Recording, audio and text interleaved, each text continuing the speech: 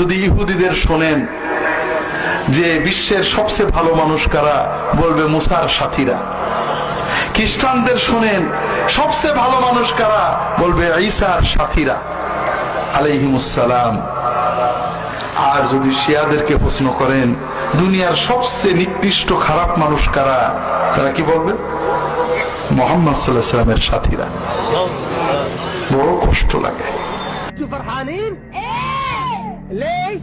لأنها عايشة في النار. شنو نشيدتكم اليوم؟ عايشة في النار. عايشة في النار. عايشة في النار. عايشة في النار. عايشة في النار. عايشة في النار. عايشة في النار. عايشة في النار. أني أريد أن أثبت أن عائشة بنت أبي بكر اليوم في النار.